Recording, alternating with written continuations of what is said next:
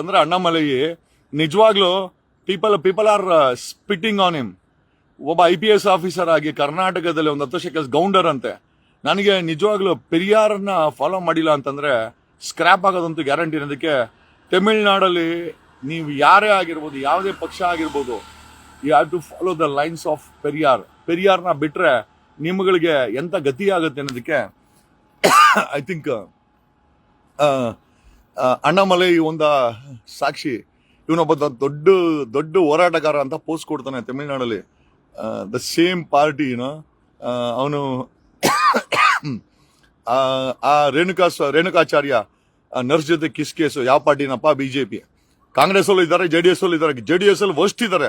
ಪ್ರಜ್ವಲ್ ರೇವಣ್ಣ ಅಂತೂ ಮಾನ ಮರ್ಯಾದೆ ನಮ್ದೆಲ್ಲ ತೆಗೆದಾಕ್ಬಿಟ್ಟ. ಒಕ್ಲಿಗರು ಅನ್ಕೊಂಡು ಇರೋ ಬರೋ ಒಕ್ಕಲಿಗರದೆಲ್ಲ ಮಾನ ತೆಗೆದು ಬಿಸಾಕ್ದ. ಗೌಡ್ರ ಮಾನನ ಕೊಳ್ಳಿ ಇಟ್ಟಿದ್ದೆ ಇವನು ದೇವೇಗೌಡರ ಮೊಮ್ಮಗ ಪ್ರಜ್ವಲ್ ರೇವಣ್ಣ. ಅದು ಏನ್ ದೊಡ್ಡ ರೋಗ ಬಂದಿದ್ಯಾ ಗೊತ್ತಿಲ್ಲ ಅವನ್ಗೂನು. ಅವನ ಆ ಬಾಳ್ದ ಅದಾಯ್ತಾ? ಅದಾಗಿದ ತಕ್ಷಣ ಇವನು ರೇಣುಕಾಚಾರ್ಯನ ರೇಣುಕಾಚಾರ್ಯನ ಯಾವ ಪಾರ್ಟಿ ಅಣ್ಣಾಮಲೈ? ಯಾವ ಪಾರ್ಟಿ ಅವನು ಅಣ್ಣಾಮಲೈ?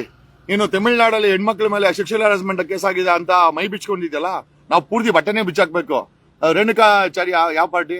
ಅವನು ರಮೇಶ್ ಜಾರಕಿಹೊಳಿ ಯಾವ ಪಾರ್ಟಿನಪ್ಪ?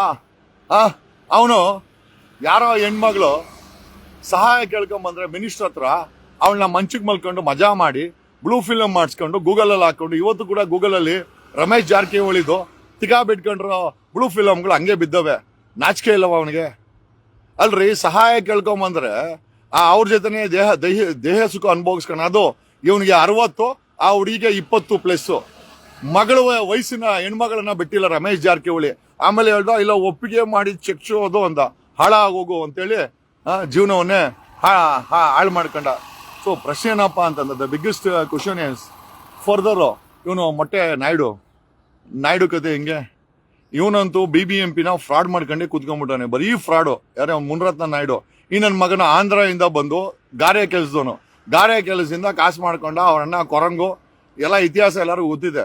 ಪ್ರಶ್ನೆ ಏನಪ್ಪ ಅಂತಂದ್ರೆ ಕಾಸು ಮಾಡ್ಕೊಂಡ್ಮೇಲೆ ಕಾರ್ಪೊರೇಟರ್ ಆದ.